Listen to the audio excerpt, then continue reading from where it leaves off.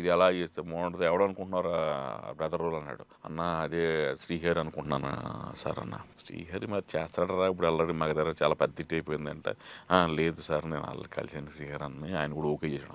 Okay అన్నాడు అన్నాడు. Okay అప్పుడు నరేష్ శ్రీహరి అంతా ఆలోచించుకోండి ఆయన మొత్తం విని చాలా పెద్ద హిట్ అవుతారా, నువ్వు కరెక్ట్గా చేసుకుంటే చాలు అని 2 మాటలు చెప్పాడు. ఎండ్లో ఏ ప్రొడ్యూసర్ అయితే నీతో చేసేవాడు ఒక 10 సినిమాలు చేసేలా చూసుకో. నీకు ఇండస్ట్రీలో ఎప్పుడు సినిమాలు వస్తుంటాయి, ఎప్పుడు ఎవడో కూడా ప్రొడ్యూసర్ వస్తుంటాడు నీ దగ్గరికి. అది నిజంగా అది నిజం. నాకు ఇప్పటికీ అందరినీ కొత్త ప్రొడ్యూసర్ నేను లాంచ్ చేస్తానే ఉన్నాను. పెద్ద పెద్ద 2 ఇచ్చినా సినిమా ఒకటి ఆడకపోయినా 2-3 యావరేజ్ అయినా మనకి ఎవరో ప్రొడ్యూసర్ వస్తున్నారు. ఎందుకంటే ఆయన చెప్పిన గోల్డెన్ వర్డ్స్ ఆ 2. ఏం టెక్నిక్ ప్లే చేశారు మరి?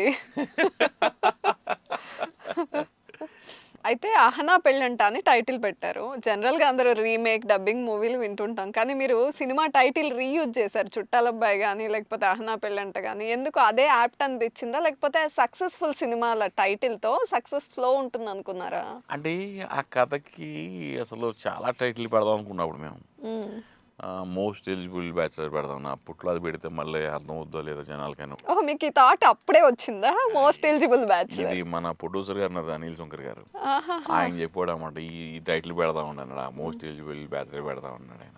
అంటే ఆయన యూఎస్ పర్సన్ కాబట్టి ఆయన కొంచెం చెప్పాడు కాలేజ్, కానీ ఇది మనకి మళ్ళీ ఆడియన్స్కి ఈ అక్కదేమో ఇది అన్న.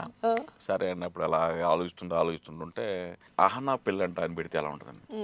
ఇప్పుడు హీరోనోడు అహనా పెళ్ళంటే హ్యాపీగా ఉండడు, కానీ అది హ్యాపీనెస్ ఎండ్లో ఉంటుంది, కానీ బిగినింగ్ ఒక క్యూరియాసిటీ ఉంటుంది ఆడియన్స్లో అని చెప్పి ఆ టైటిల్ పెట్టాం. అయితే ఈవీవి గారు ఏమన్నారు అప్పుడు ఆ టైటిల్ అనుకున్నప్పుడు? టైటిల్ చాలా బాగున్నారు.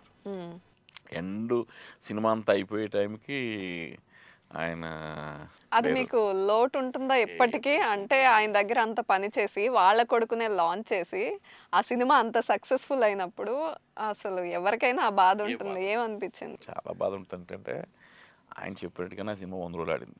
అంటే పెద్ద హిట్ అవుతున్నాడు, అది 100 రోజులు ఆడింది, చాలా పెద్ద హిట్ అయింది. ఇప్పుడు నరేష్ కానీ నేను కానీ ఎప్పుడు కూడా అంటే వాళ్ళు కూడా పాపం ఫాదర్ కాబట్టి ఉంటుంది. మా గురువు గారు చాలా చిన్న వయసు కదండి, అన్ఎక్స్పెక్టెడ్గా ఒక 54 అంతే వయసు, చాలా చిన్న వయసు.